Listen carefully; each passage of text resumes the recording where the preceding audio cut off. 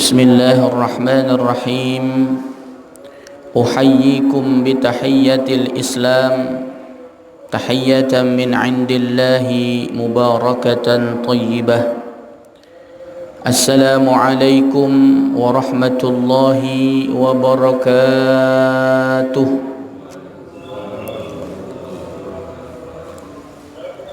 سبحان الملك القدوس سبحان الملك القدوس سبحان الملك القدوس سبحان ذي الملك والملكوت سبحان ذي العزة والعظمة والهيبة والقدرة والسلطان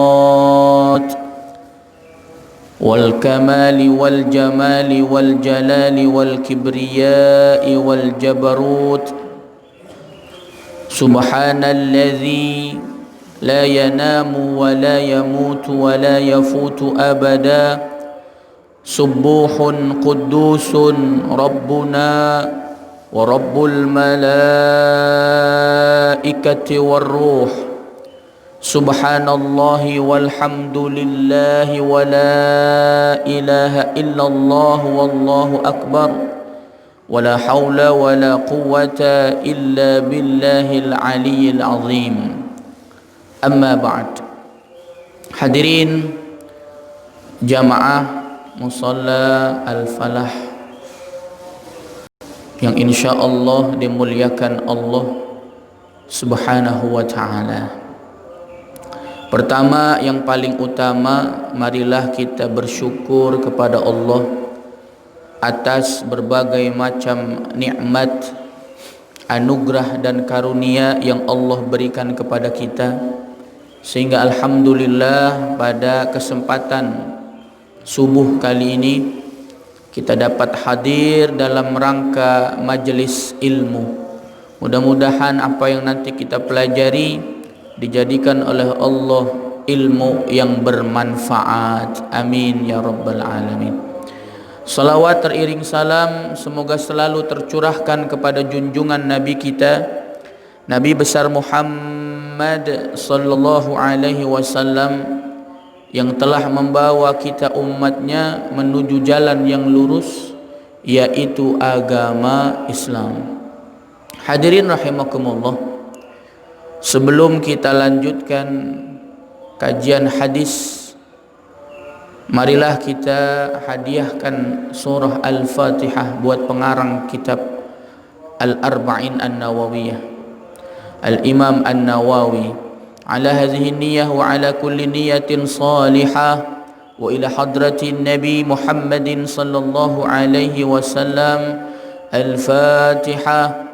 أعوذ بالله من الشيطان الرجيم بسم الله الرحمن الرحيم الحمد لله رب العالمين الرحمن الرحيم مالك يوم الدين إياك نعبد وإياك نستعين اهدنا الصراط المستقيم صراط الذين أنعمت عليهم غير المغضوب عليهم ولا الضالين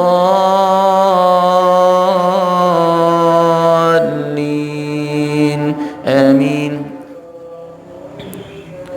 Jamaah rahimakumullah, kita lanjutkan hadis yang ke-16. Qala al-muallif rahimahullahu ta'ala wa nafa'ana bihi wa bi'ulumihi wa bibarakatihi fid daraini amin ya rabbal alamin. Al-hadithu sadisa asyara, hadis yang ke-16. An Abi Hurairah radhiyallahu anhu, hadis yang sanadnya dibawa oleh sahabat Abu Hurairah radhiyallahu an, anna rajulan, bahwa ada seorang lelaki. Ini laki-laki enggak ketahuan namanya, sebab dalam hadis disebutkan dengan isim nakiroh. Dalam ilmu bahasa Arab, kalau isim nakiroh maka kata tersebut belum jelas, enggak ketahuan. Ada seorang lelaki, enggak tahu siapa itu. Ya tentunya umat baginda Nabi Muhammad sallallahu alaihi wasallam. Beda kalau katanya disebutkan dengan alif lam, annar rajula. Nah, kalau pakai alif lam isim ma'rifat, itu ketahuan laki-lakinya. Nah, ini disebutkan dalam bentuk isim nakiroh, masih umum. Maka diterjemahkan bahwa ada seorang lelaki.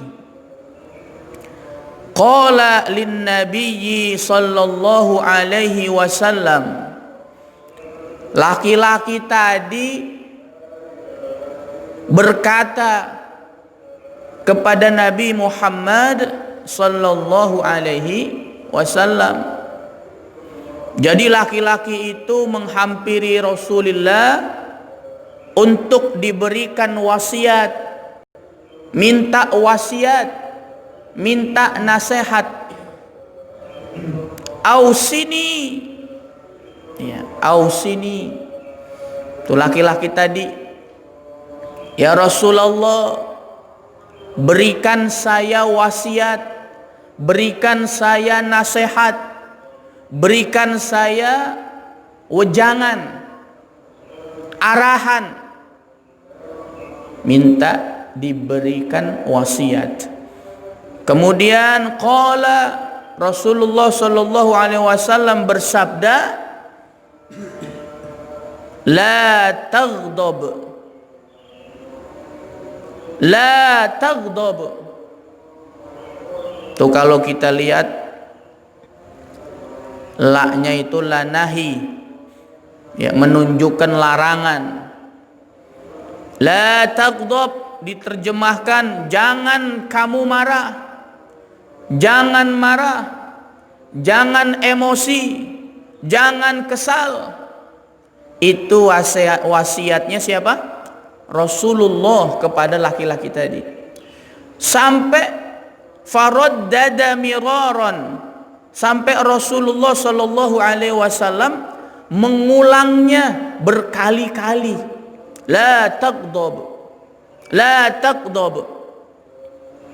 Kalau ada kalimat yang diulang-ulang, itu menunjukkan betapa pentingnya. Jangan marah, jangan marah, jangan marah. Artinya Rasulullah menginginkan kita umatnya bisa menahan amarah. Qala, kemudian Rasulullah bersabda lagi, la taghdab, jangan marah. Jamaah rahimakumullah, walaupun hadisnya singkat tapi maknanya luar biasa. Paling tidak dalam hadis ini Rasulullah sallallahu alaihi wasallam memberikan wasiat, walaupun yang nanya satu orang yang enggak dikenal karena disebut dengan isim nakirah, tapi wasiat Rasulullah ini untuk kita umatnya, betul? Sampai akhir zaman. Walaupun kita sekarang tidak melihat Rasulullah, tapi wasiat ini mesti kita lakukan sampai akhir zaman. Bahkan Rasulullah Shallallahu Alaihi Wasallam bersabda dalam hadis yang lain dengan sanad yang sama, riwayatnya berbeda. Kalau tadi hadis dalam kitab Al-Arba'in An-Nawawiyah itu diriwayatkan oleh Al-Imam Bukhari. Pada hadis yang lain dengan riwayat Imam Muslim dengan sanad yang sama yang dibawa oleh Abu Hurairah radhiyallahu an, qala sami'tu Rasulullah sallallahu alaihi wasallam. Kata Abu Hurairah jamaah, bahwa Abu Hurairah pernah mendengar Rasulullah sallallahu alaihi wasallam yaqulu, bersabda. Apa yang disabdakan Rasul? Laisa syadidu bisur'ati. Bukanlah orang kuat. Orang itu dikatakan bukanlah orang kuat, dia bisa membanting lawannya. Sur'ah itu gulat. Gulat itu membanting lawan. Membanting lawan. Kalau lawannya bisa dibanting, berarti dia menang. Kata Rasulullah, laisa syadid bisur'ah. Bukanlah orang kuat, orang yang bisa membanting lawannya. Bukanlah orang kuat, orang yang punya otot besar. Bukanlah orang yang kuat, orang yang bisa mengangkat beban bertonton. Tapi kata Rasulullah, qalu fasyadidu ayyuma huwa ya Rasulullah. Kemudian sahabat bertanya, ya Rasul, siapakah orang yang kuat? Kalau tadi engkau sampaikan ketika orang itu memiliki badan yang besar, otot yang besar, bukan dikatakan orang yang kuat. Kemudian siapakah orang yang kuat? Kemudian Rasulullah sallallahu alaihi wasallam menjawab, qala alladzi yamliku nafsahu indal ghadabi. Orang yang kuat, kata Rasulullah, adalah orang yang bisa menahan amarahnya. Orang yang kuat, kata Rasulullah, orang yang bisa menahan emosinya. Orang yang kuat, kata Rasulullah, ketika kita marah, kita bisa tahan emosi kita. Rawahu Muslimun. Hadis riwayat Muslim. Jamaah rahimakumullah. Enggak ada di dunia ini manusia enggak pernah marah. Betul. Marah itu sifat dasar manusia. Bahkan ketika Nabi Adam alaihi salam memiliki keturunan, ya, Qabil dan Habil, mereka juga ada marah. Ya, sifat marah itu adalah sifat naluri dasar manusia. Tapi kata Rasulullah, amarahmu ditaruh di tempat yang benar.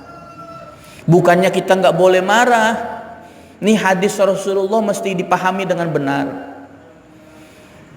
Maka jamaah rahimakumullah, maksudnya Rasulullah ketika terjadi sesuatu yang itu tidak ada kaitannya dengan agama, tidak ada kaitannya dengan harga diri, agama kita tidak dicaci maki, ulama kita tidak dicaci maki, aman, tentram, enggak ada apa-apa. Kita tiba-tiba marah, kesel, padahal hal kecil, ya, hal sepele. Nah, hal-hal seperti inilah yang dilarang oleh Rasulullah sallallahu alaihi wasallam. Katakanlah kita punya saudara, kita punya kawan dan sebagainya. Ketika papasan kita nggak ditegur seumpama, itu kan hal kecil, betul. Kalau hal kecil kita sampai marah, ini yang dilarang oleh agama. Terus Ustadz, marah yang seperti apa yang diperbolehkan dalam agama? Ketika agama kita dihina, ketika Rasulullah dihina, ketika Al-Quran dihinakan, ketika ulama kita dizolimi, maka mengutip pendapat Al-Imam Ghazali di dalam kitab Ihya Ulumuddin, bahwa justru kita diharuskan untuk marah. Tapi marahnya bukan marah yang kayak kesetanan, bukan. marah dalam hati, enggak terima ulama kita dicaci, enggak terima dalam hati bahwa agama kita dihina. Jamaah rahimakumullah, kalau umat Islam ketika agamanya dihina, ulamanya dizalimi, Al-Quran dihina, Rasulullah dihina, diem aja dalam hatinya, dipertanyakan keislamannya. Betul? Ini maksud hadis Rasulullah begitu. Yang paling parah lagi kalau kita marah karena membela kemaksiatan. Wah, ini udah luar biasa. Ini dilarang sekali oleh agama kita. Contoh, kita adalah seorang penguasa, ada pengusaha minta izin supaya diizinkan usaha minuman keras, supaya di dalamnya nanti ada judi dan sebagainya, bahkan ada pesta syek di dalamnya. Tiba-tiba ada seorang yang berani untuk menyuarakan ma'ruf, amar ma'ruf nahi mungkar. Akhirnya ditutup tuh, ya, akhirnya ditutup tempatnya. Marah. Yang marah siapa? Pemilik usahanya marah, yang jual minuman keras marah, yang memberikan izin marah. Maka marah seperti ini dilarang dalam agama, karena marahnya membela kemaksiatan. Jamaah rahimakumullah, jangankan membela kemaksiatan, marah yang tadi yang saya sampaikan, hal kecil kita marah, itu dilarang dalam agama. Jamaah rahimakumullah, maka di dalam Al-Quran Allah subhanahu wa ta'ala menempatkan orang yang bisa menahan amarahnya merupakan orang yang bertakwa. Di dalam surah Ali Imran, Allah subhanahu wa ta'ala berfirman di ayat 134, A'udzu billahi minasyaitonir rajim, Bismillahirrahmanirrahim. الذين ينفقون في السراء والضراء والكاظمين الغيظ والعافين عن الناس والله يحب المحسنين. Ya, di dalam ayat 134 jamaah rahimakumullah, orang yang bertakwa di antaranya adalah selain dia mendermakan hartanya, selain dia berinfak di jalan Allah baik dalam keadaan lapang maupun sempit, orang yang bertakwa di dalam surah Ali Imran ayat 134 adalah wal kaziminal ghaidha, orang yang bisa menahan amarahnya, orang yang bisa menahan emosinya, wal afina anin nas, dan orang yang bisa memaafkan kesalahan orang lain. Artinya bahwa orang yang bertakwa enggak punya sifat dendam di dalam dirinya. Betul? Wallahu yuhibbul muhsinin, dan Allah suka kepada orang yang bisa berbuat baik dan bisa berbuat baik juga kepada orang lain. Kalau jadi orang baik, insya Allah gampang. Kita lakukan kebaikan, kita sudah disebut orang baik. Kita kasih makan orang miskin, kita disebut orang baik. Kita kasih pertolongan kepada orang yang membutuhkan, kita disebut orang baik. Orang baik dalam bahasa Arab Hasan. Kalau ada orang namanya Hasan tapi orangnya pelit, itu mesti ganti nama. Tapi yang lebih mantap lagi, di atasnya Hasan yang disebutkan di dalam ayat 134 surah Ali Imran adalah Muhsin.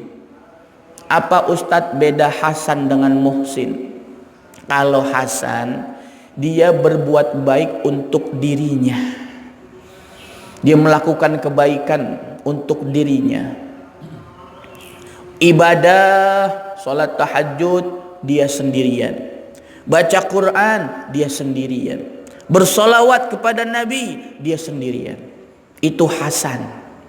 Jadi dia berbuat baik hanya untuk dirinya, enggak masalah. Tapi yang paling hebat adalah naik lagi derajatnya, yaitu muhsin. Apa itu Ustadz Muhsin? Bukan hanya dia berbuat baik untuk dirinya, tapi dia berusaha bagaimana orang lain bisa menjadi baik. Luar biasa. Dia dermawan, bagaimana orang lain bisa dermawan seperti dia. Dia ahli ibadah, bagaimana orang lain bisa juga menjadi ahli ibadah seperti dirinya. Ini orang yang luar biasa, nularin kebaikannya kepada orang lain. Ini kadang-kadang kita enggak, yang kita tularin keburukan, betul. Giliran keburukan pada seneng, pada demen. Tapi diajak kebaikan, ogah. Kalau bahasa Perancisnya emoh. Ora gelem.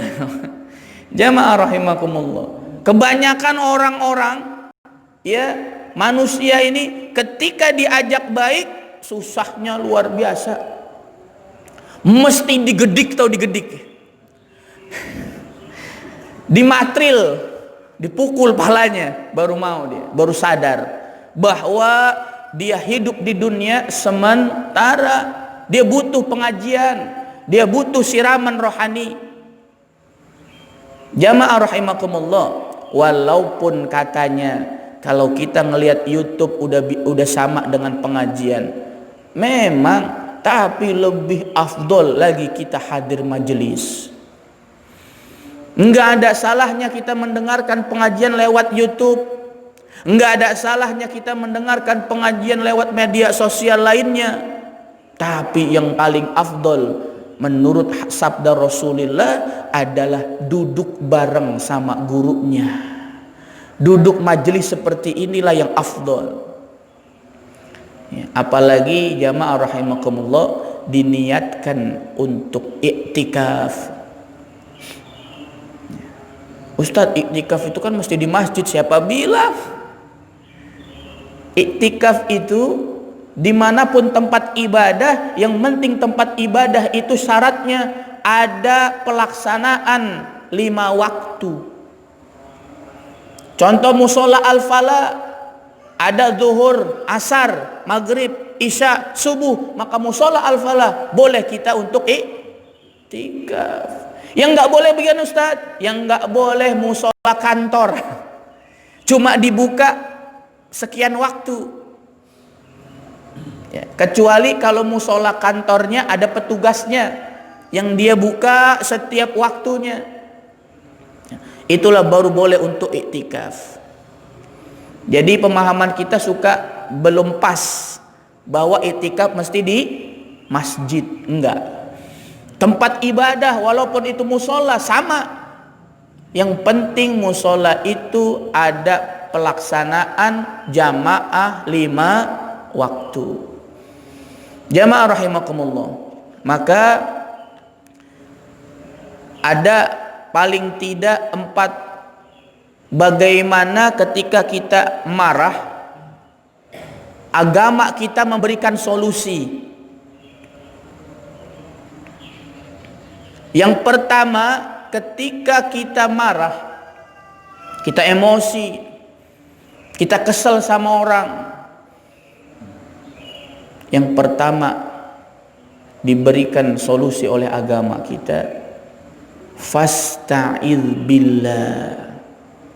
Disuruh baca buru-buru, disegerakan membaca isti'adzah. A'udzu billahi minasyaitonir rajim. Kalau kita lagi marah, kita disuruh ngapain? Baca isti'adzah, ta'awudz. A'udzu billahi minasyaitonir rajim. Sambil kita resapin, ya Allah, ini marah datangnya dari syaitan, betul nggak? Makanya kita minta perlindungan kepada Allah supaya kita nggak marah. Biar marah kita dalam hati enggak keluar dengan mulut kita. Andaikan keluar dengan mulut kita, mohon maaf, justru malah madorot. Keluar bahasa hewan, keluar caci makian. Enggak sadar kalau orang emosi. Setelah selesai emosinya baru dia nyesel, betul? Mohon maaf, ketika suami marah dengan istrinya, sampai suaminya mohon maaf kasar, melakukan kekerasan kepada istrinya, saya yakin dengan seyakin-yakinnya setelah dia melakukan itu pasti dia nyesel, betul? Sebab tadi dia syaitan itu. Orang marah, kalau bukan selain yang tadi saya sampaikan, itu syaitan. Maka mesti kita awal a'udzu billahi minasyaitonir rajim. Ya Allah, aku berlindung kepadamu dari godaan syaitan yang terkutuk. Biar enggak marah ya Allah, biar enggak kesel ini. Kalau masih marah juga, wah berarti setannya ini tingkat kelas kakap. Yang bikin kita marah ini berarti jinnya jin kelas kakap. Enggak cukup dengan isti'adzah. Oh jangan khawatir, ada yang kedua solusinya dalam agama kita. Mengutip hadis yang diriwayatkan oleh Al-Imam Ahmad, idza ghadiba ahadukum, ketika kalian marah, ketika di antara kita marah, fal yaskut, rawahu Ahmad. Kalau kita marah, kalau kita kesel sama orang, kalau kita benci sama orang, daripada kita marah mengucapkan kata-kata yang tidak baik, mengucapkan kata-kata caci makian dan sebagainya, bahkan sampai pemukulan, maka kata Rasulullah, selain kita mengucapkan isti'adzah, kita disuruh fal yaskut, disuruh diam. Makanya kalau kita lagi marah sama istri, diam. Kalau ngomong biasanya suka nyakitin istri, mendingan diam, kata Rasulullah sallallahu alaihi wasallam. Kalau istri marah, kita diam. Kalau kita yang marah, istrinya mestinya diam. Kalau suami marah, istri ikut marah, wah, meledak. Akhirnya anak kita melihat kita marah, dan akan secara nggak langsung ditiru oleh anak kita nanti. Makanya jamaah, kalau kita lagi emosi sama istri, itu lihat kondisi, ada anak apa kagak. Apalagi anak kita masih kecil, pasti ngeliatin. Direkam dah tuh sama anak. Ya, ketika itu rekaman udah masuk ke dalam pikiran anak kita, itu akan ditiru nanti. Ya.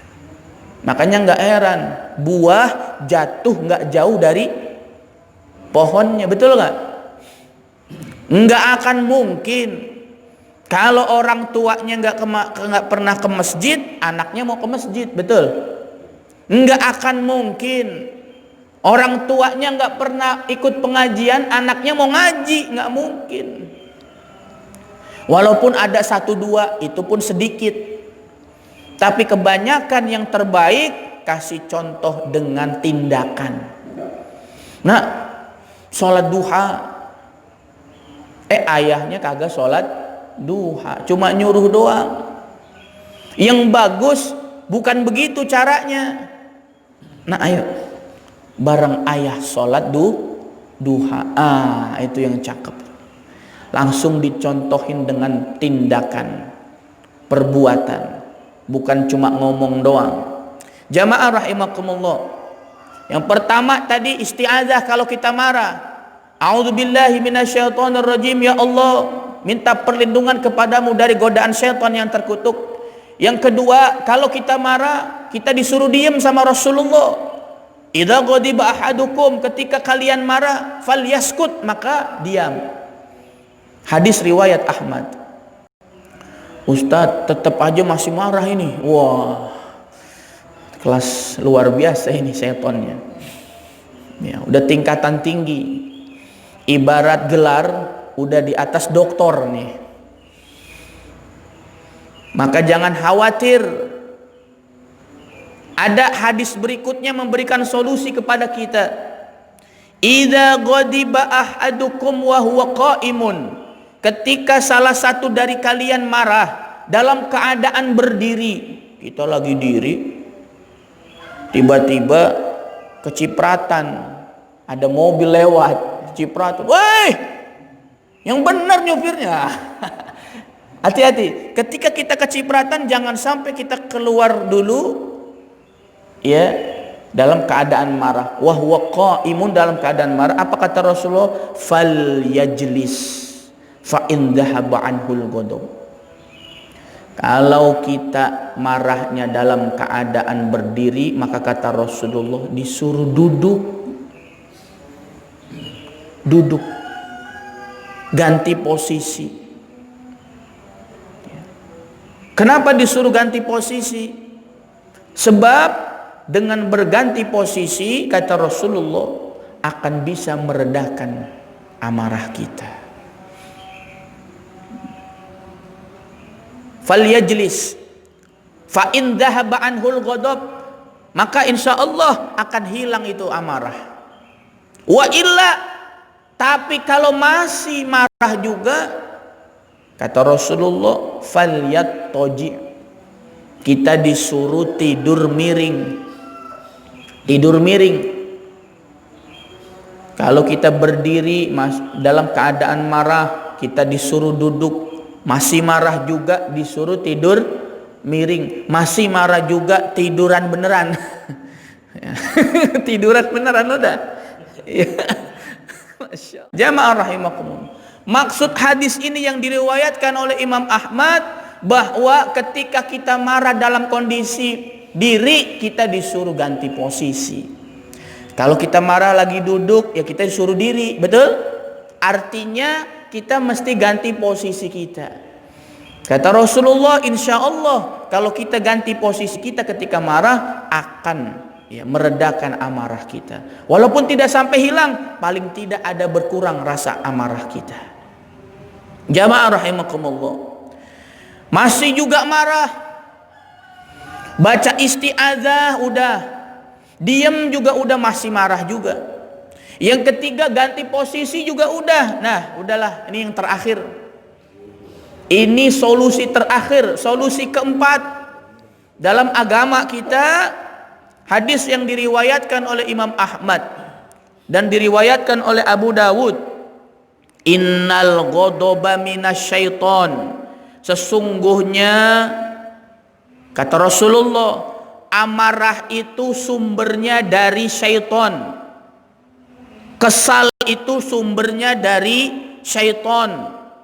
Wa inna syaitana, dan sesungguhnya syaitan, khuliqa minan nar, diciptakan dari api. Wa innama tudfa'un naru bil ma'i, dan hanya dengan air api itu akan padam. Betul? Hanya dengan air api itu akan padam. Jangan berhenti dulu hadisnya, entar disiram air orang marah. Bukan. Ini masih lanjut hadisnya. Ini kadang-kadang kalau kita nggak paham, hadisnya terputus atau kita ngajinya nggak lengkap, oh, marah dari syaitan. Syaitan terbuat dari api. Api bisa padam dengan air, maka kita siram orang yang marah. Bukan begitu. Rasulullah lanjutin hadisnya nih, satu kalimat lagi. Fa idza ghadiba ahadukum, maka ketika kalian marah, karena tadi marah adalah syaitan, dan syaitan terbuat dari api, dan api bisa dipadamkan dengan air, maka kata Rasulullah, fa idza ghadiba ahadukum, maka ketika kalian marah, fal yatawaddo, maka disuruh wudu. Rawahu Ahmad wa Abu Dawud. Hadis riwayat Ahmad dan Abu Dawud. Jadi kalau kita isti'azah nggak mempan juga, kita diem kagak mempan juga, ganti posisi nggak mempan juga, kita disuruh berwudu. Insya Allah dengan kita berwudu, yang namanya amarah akan reda. Ustadz, empat-empatnya udah saya jalanin masih marah juga. Oh, ini kebangetan.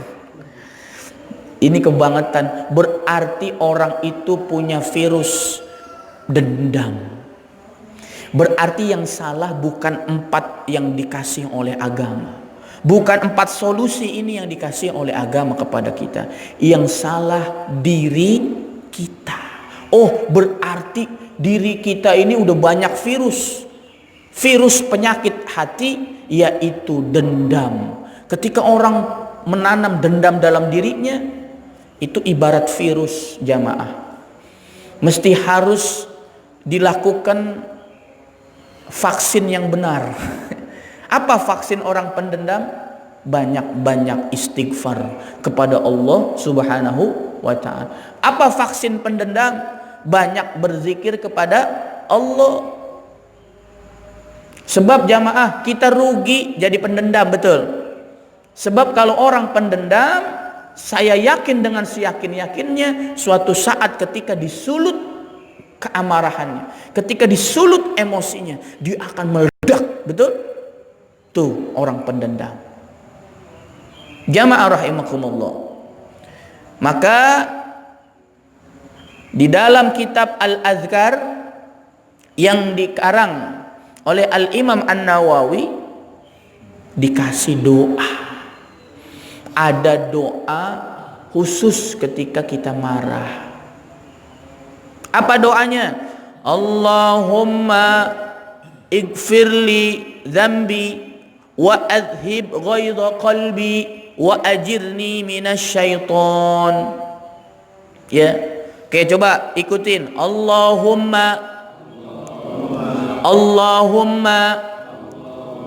ighfirli dzambi wa adhib ghaidha qalbi wa ajirni minasyaiton. Ya, jadi jamaah rahimakumullah, artinya Allahumma, ya Allah, ighfirli dzambi, ampunin dosa saya. Karena ketika marah itu syaitan takutnya apa yang sudah kita ucapkan, kita sudah dihitung berdosa kepada Allah. Allahumma, ya Allah, ighfirli dzambi, ampunin dosa saya. Wa adhib ghaidha qalbi, ya Allah, hilangkan rasa amarah dalam hati. Wa adhib, hilangkan ghaidha qalbi, rasa amarah dalam hati. Wa ajirni minasyaiton, dan selamatkanlah saya dan lindungilah saya dari godaan syaitan. Makanya kalau habis sholat kita suka berzikir, Allahumma ajirna minan nar. Betul? Allahumma ajirna minan nar. Allahumma ajirna minan nar. Ya Allah, lindungilah kami. Itu kalau berjamaah kita pakai nahnu. Tapi kalau sendiri kita pakai ana sendiri. Allahumma ajirni minan nar. Tapi kalau berjamaah diganti nahnu. Allahumma ajirna minan nar. Ya Allah, selamatkanlah kami. Selamatkanlah kami nih, umat Islam, minan nar, dari siksa api neraka. Jamaah rahimakumullah. Maka kesimpulan hadis yang ke-16, kita sebagai umat baginda Nabi Muhammad sallallahu alaihi wasallam untuk bisa menahan amarah kita. Sebab orang yang kuat, kata Rasulullah tadi, bukanlah orang yang bisa membanting lawannya, bukanlah orang yang punya badan besar, bukanlah orang yang punya otot besar, tapi orang yang kuat adalah orang ketika marah dia bisa menahan amarahnya. Jamaah rahimakumullah. Dan ada 4 solusi yang disampaikan. Ketika kita marah kita beristiazah, ketika kita marah kita disuruh diam, ketika kita marah ganti posisi, ketika kita marah disuruh berwudu. Dan ditambahin oleh Imam Nawawi dalam kitab Al-Adhkar, Allahumma gfirli dzambi wa adhib ghaidha qalbi wa ajirni minasyaiton. Doa ketika marah. Jamaah rahimakumullah. Tapi ingat, kalau agama dihina, kalau Al-Quran dinodai, kalau ulama dizalimi, kalau Rasulullah dihina dan sebagainya, maka kita sebagai umat Islam dianjurkan untuk kalau kita diam, kita cuek, dipertanyakan keislaman kita. Betul?